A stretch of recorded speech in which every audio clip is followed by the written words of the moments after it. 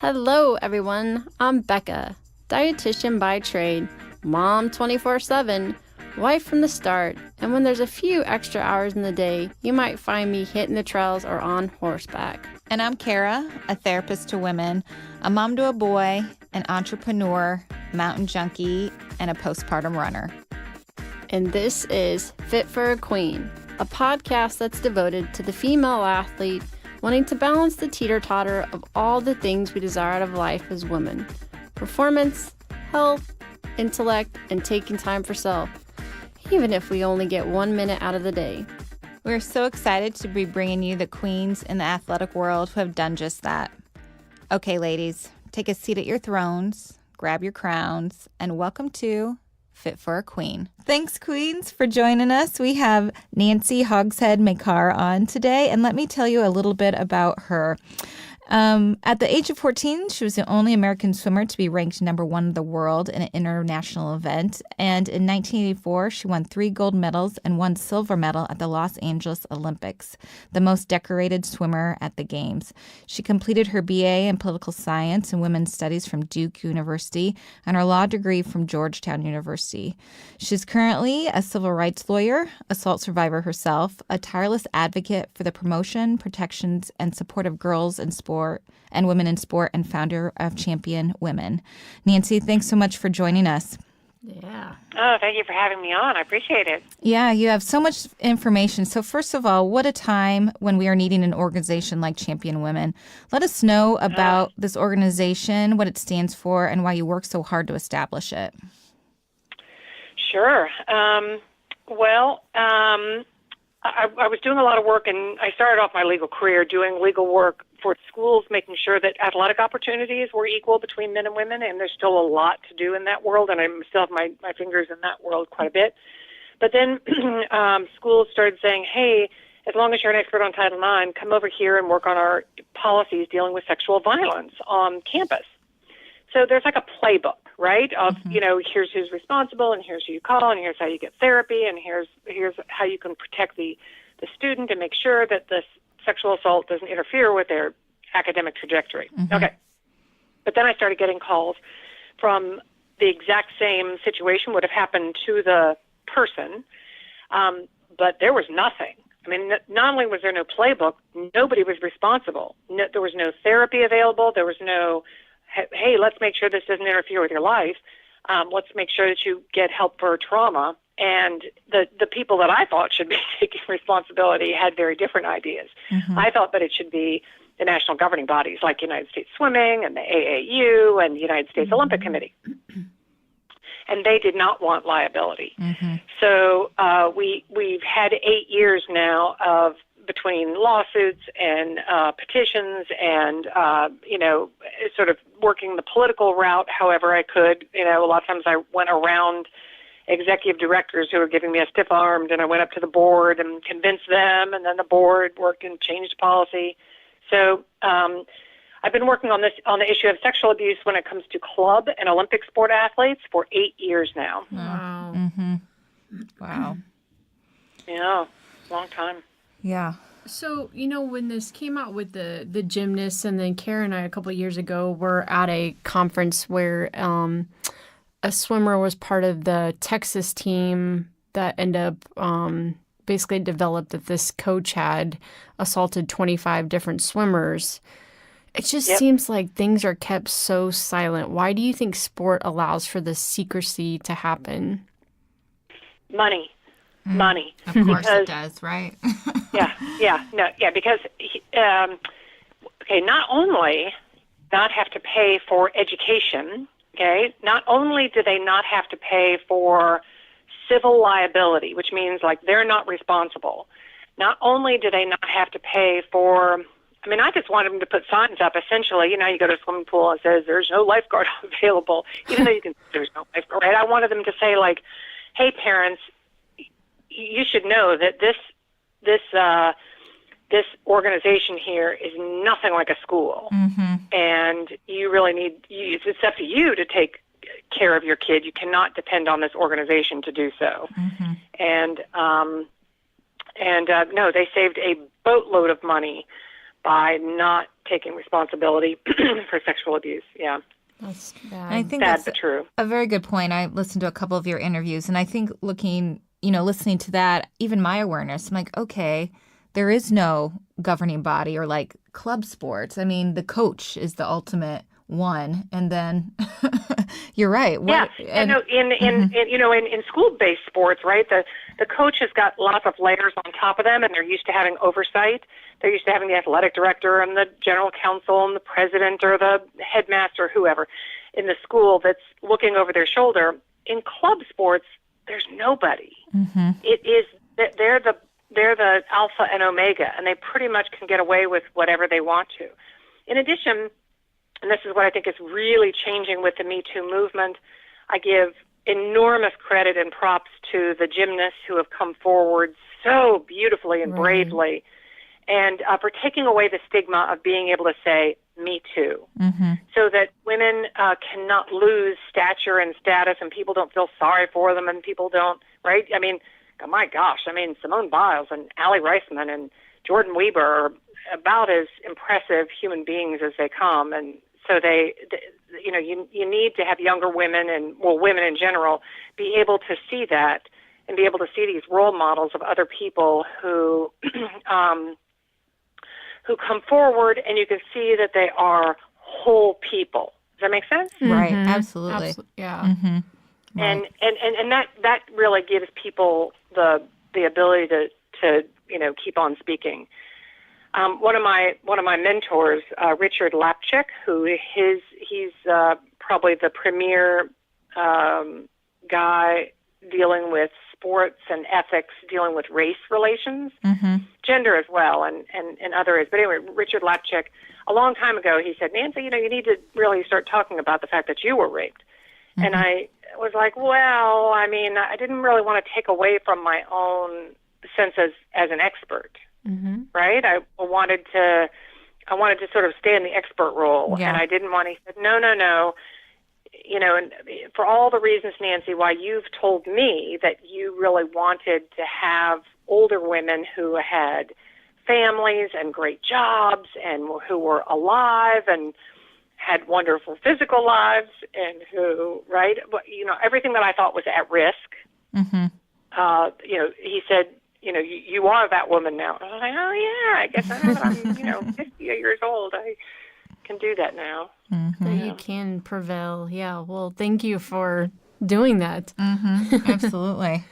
Well, you mentioned the gymnasts. It seemed to have taken them to come forward to share their stories to get the ball moving a bit towards change. Can you give us a little update of what happened since then? I'm wondering if there has been an increase in athletes coming forward in general, or what policies have been going on since the case has ended. Those gymnasts changed the world. They really did. I've been working on this for 8 years, and as soon as they started coming forward, the Congress really got involved. Senator Feinstein, Senator Blumenthal, Senator Moran, head of the Commerce Committee that oversees the United States Olympic Committee, really got involved, and they passed a statute that gives the USOC and the national governing bodies and the U.S. Center for Safe Sport a legal duty to take care of athletes. So they can't use that legal defense anymore. It is the defense that that USA Gymnastics is using right now with regard to the gymnasts, saying it's not our fault. We don't owe you a legal duty, even if everything that you say is true. We weren't required to intervene on your behalf. We weren't required to protect you. That's just not our job. That's the police's job. It's the parents' job. It's the club's job. Blah blah blah. And so because of the statute moving forward from after the gymnasts, then they just won't be able to say that anymore. And that's it is their job. Statute that passed in February. February 14th, 2018. Okay. Yes, it did. Yeah. Can you give us a little bit more information if people don't know what else that statute says? So they are. Sure, yeah. Give us a little bit. Overview. So probably the most important thing is the thing that probably people already thought that the Olympic movement already had responsibility for taking care of its athletes, but no, they did not. And so So that is probably one of the biggest things. The second thing is that it makes everybody within the Olympic movement a mandatory reporter. In the past, people have thought like, oh, I'll get in trouble if I report, or I don't want to make waves, or I don't want to ruin this relationship, and I don't really know that something happened. I'm just, maybe something happened, but I don't really know that something happened. So they, the statute takes that away, just like it does for pediatricians or for teachers or lots of other folks. They are mandatory reporters. If you have a reasonable suspicion, you've got to report within 24 hours. So that's a big deal. Yeah. Then third is the things that, frankly, the U.S. Olympic Committee could have passed some rules on their own. They didn't need Congress to be able to do this, but that they made it so that an adult who has power over an athlete cannot be alone with them unless it's an emergency. So they always have to be in an observable and interruptible distance. It also extended the statute of limitations to be able to sue the perpetrator, the coach, or the other person that committed the sexual abuse. So it's 10 years instead of normally it's 2 or 3, and then there's a presumption of $150,000 worth of damages. Okay. So a lot of victims don't want to open up their medical records to their perpetrator as part of a lawsuit. And so there's just a presumption of $150,000. Now, if they can go for more, but they have to be willing to open up their records. And then probably the most important thing is it authorized this new United States Center for Safe Sport, the U.S. Center for Safe Sport. It's located in Denver. In theory, it's supposed to be autonomous, and it is the entity that is charged with taking complaints, doing an investigation, holding a hearing, and coming up with findings, and then either banning or suspending or, saying nothing happened as a result of this, right? But they are the ones that are supposed to do that, right? So when you have a separate entity, you get a couple things. You get independence, but you also get expertise. So you get people who really know what it is that they're doing. That's good. Yeah. So I could, it does a couple of other things, but I think those are the big ones that most people need to know. Yeah, and it does kind of blow my mind a little bit that some of these things weren't in place this whole time. That it took, like you said, an act of Congress to get some of this protection. So, I think that one of the most important things that needs to happen is, particularly in my sport, in swimming, is a cultural change where people recognize that coaches shall not have romantic and sexual relationships with the athletes they coach, regardless of how old they are. I don't care if they're 10 or 30-10. I don't care. It doesn't matter if they consent or not. Consent is not an issue the same way it's not an issue if somebody's a counselor or if somebody's a lawyer or doctor or if somebody's is a religious leader or is a prison guard, or right in all these other areas we say very bright line rules. And this is another area where there should be a bright line rule. And I don't really see that the U.S. Center for Safe Sport is doing a lot to change that norm. It's the norm. You're right. In all sports, you see a lot of marriages, and absolutely. a lot of times those marriages are very short-lived. So, go ahead. Sorry. No. I was just going to say, it is part of the culture that it's important rather than just saying like, hey, here's what the rules are. Also, it's to change the culture so that a 10-year-old's flag goes up and to recognize this is a big deal at the very first sign, right? That they don't see that this is an appropriate place for, that they don't think that they're headed off to the altar when they're 12 years old and get kissed. Right. At that same conference, one of the things that it was sad, but it was eye-opening is they brought up like the, what would be your amateur United States Swimming Association, and they showed like all of the club coaches that had accusations or charges against them, and they were recommending like if your child is in the sport to go to their organization and see if anything had been brought up against them. And it was one, I thought that was horrific that we needed to do that, but two, got with thinking as a parent or as a coach or the athlete themselves or even athletic trainers, how can they help make sport a safer place for the athlete or even the athlete themselves? Like you said, that 10-year-old. Yeah, that's a great question. I have young kids as well, so I'm very much in this conversation myself. And I think the most important thing is boundary training, is teaching kids, like, when the red flag's supposed to go up is not good touch, bad touch. The red flag goes up when when they're alone with them for the first time, when they close the door, when they give them a gift, when they text them individually. They should always either include the parents or the rest of the team. Yeah. When they friend them on social media, any social media. When they, right, all those boundary things that make abuse possible, that worm their way. I mean, already coaches and athletes can spend easy 40 hours a week together, much more so than any religious leader or doctor or teacher. They spend a ton of, and a lot of times it's traveling and it's really downtime. And so that's why it's even more important to police those boundaries. They're spending a lot of time together. Oh, yeah. A lot. And even in our Parks and Rec, so I've coached my daughter's team, and last year was the first time that they did a background check on myself. And it started because on one of the boys' teams, they knew that the assistant coach had a felony against him.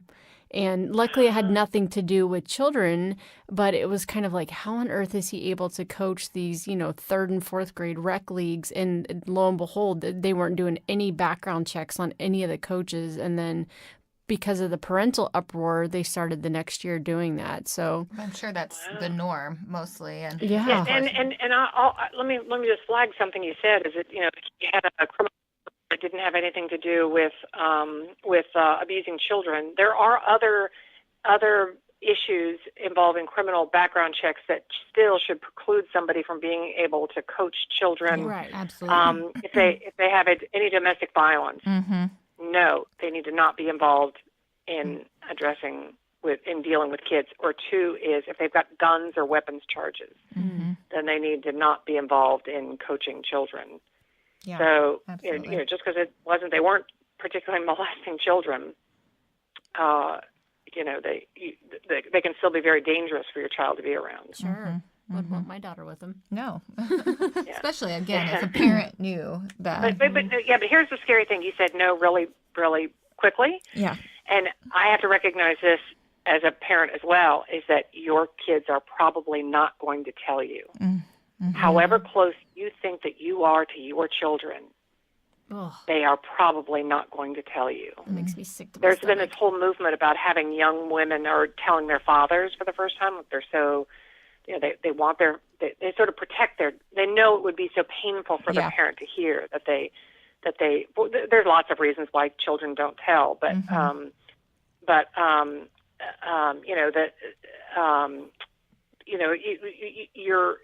your safety mechanism is not what your child is going to report to you. Like your duty, the importance of you looking after who your child is around is much more you can't allow that to be the only alarm bell. Right. Yeah. Like you said, it's, just the culture of the sport and the secrecy and so much shame that comes from that keeps the trauma secret in general for kiddos. Well, what are you looking at next? What are some of the big goals that you're working on now that the statute has passed? Well, I've been working with this other statute called Title IX for all my professional career, and we're still educating on that one. So I don't think this is going to be over in a short amount of time. No. There's still a lot of work to be able to do. My next big so a couple of things is the U.S. Center for Safe Sport needs to assure that it has the independence that it was designed to have. So right now it doesn't. It has too many ties with the U.S. Olympic Committee. A lot of the employees came directly from the USOC over to the U.S. Center for Safe Sport, and in one in particular, her name is Malia Arrington. Malia was responsible for a lot of the bad policies and a lot of the bad things that the United States Olympic Committee was doing. And then she goes over to start the U.S. Center for Safe Sport. They've now, between the time that they were first considering the U.S. Center for Safe Sport was back in 2013. They started it in March of 2017. It has now been open for about a year and a half. And I just keep hearing mistake after mistake after mistake that they're making. And you would think with all this time that they've had, that they would have worked out the kinks. And there are other organizations that are already doing this work, right? So schools with Title IX offices have already been doing this work. You know, they have the money to be able to hire some of the best people. But when you look at what their board meetings, what they were really focused on, wasn't sort of ironing out the kinks. It was like, how do we raise money? How do we promote this? How do we, how do we have the entity thrive instead of how do we come up with the best training materials that protect children? How do we, if you were not doing the story with me on the U.S. Center for Safe Sport, would you have ever heard of the entity? No. And I'm Right. even They're not college on, not on any athletics. social media. I mean, I don't know how most families would find out how to make a complaint. Right. What to do. Do you? No, but How would they we're going to put it know? up there for you now. Oh, thank you. Yeah, if you're going to put up one thing, we have a one-pager that I hope everybody looks at, which sets out the rules and sets out the boundary violations and who to call and what to do, all in one page. You sent that to me. I am going to put that out there and available for to get that out there because it is helpful. Thank you. Appreciate Absolutely. that. And then the next step, I think, is to take this internationally. That when I was just in Amsterdam at The Hague, where I was at a strategy session on remedies at the Center for Sport and Human Rights, and looking at athletes as having human rights and having the Olympic Committee, the International Olympic Committee, as being guarantors of the athlete's rights, so that the athlete in the United States, this is where they go. But other countries, it's not, they're back where the United States was 8 years ago. There's virtually nobody. Yeah. So you're saying there's more work to be done. Oh, my God, yeah. Well, but it's all really interesting stuff, and this is absolutely. a great opportunity. And if you can, I can't even imagine the life that you are giving the next generation if they are free from sexual abuse and sexual violence. Oh my gosh. I mean, it would just be this tremendous gift that all of us, that this movement, this Me Too movement, that the gymnasts, and there were hundreds of male soccer players in Europe that all came forward at the same time. They were part of the professional leagues, and all the women who've come forward in the gymnastics, in the cases from obstetricians out in California to the men who were in Ohio State who were abused by their doctor, that what a gift to be able to give people to have this lose its shame the same way that breast cancer has really lost its shame of people being able to talk to about it, and to not have it be so omnipresent, to have 1 in 4 women and 1 in 7 men. It just can't be that we can accept those numbers. Right. Absolutely not. Yeah. Well, you're such a great resource, and I love following your social media and Facebook. You post articles, you call out people that need to be called out, and it's a great place to find out what you're doing and then what Champion Women is doing. So I appreciate that so much. And at the end of each interview, we ask every guest how they live out the fit philosophy themselves. So, being so busy, how do you balance your own performance, health, intellect, and taking time for self? Balance. Yeah, the whole mind-body thing is a thing. Yeah, it is a thing. Yeah. And my secret weapon is that I like exercise, and I really feel sorry for people that don't. But I like it, and it makes me feel good, and I like feeling good. Do you still swim? I don't. I run, bike, and do yoga. So those 3 things, I can almost always find a place to do them. If it's really hot, I can do bike. If I miss a class at yoga, I can just put my tennies on and go for a run. So I'm just like everybody else. I've got 3 kids. They're all at home, and my husband also, he's a judge. He's an appellate court judge, so he's traveling all around the state. And you got to make it work. Yeah. But I tell you what doesn't work is pretending like your body's not important or your own spirituality is not important, or your sense of connection with your friends. My BFF is getting married soon, and really taking time to enjoy that time. So, pretending that you're not human, that you don't live in a body that needs TLC. Yeah. So that's how I do it. Yeah. Well, Nancy, again, thanks so much for being on and being such a great advocate for the athletes out there. We appreciate the information. You are most welcome. Thank you so much for the interview. You guys have been great. All right. Aw. Thanks so much, and you have a great day. Yeah. Bye, Nancy. And you too. Take care. Bye, Nancy. Okay. Bye, Queens. Thank you to our sponsor today, Sentimano Counseling. Sentimano Counseling is the premier perinatal mental health practice in Kansas City, treating mood disorders during pregnancy and postpartum, perinatal loss, infertility, eating, and exercise disorders. Go to sentimano.com for further information about the practice and services. For additional information on today's topic and guests, follow us on Facebook, Twitter, and Instagram at Fit for a Queen. And Hashtag Fit for a Queen. don't forget to rate us on iTunes. We can't wait for you to join us next time on Fit for a Queen. Bye, Queens.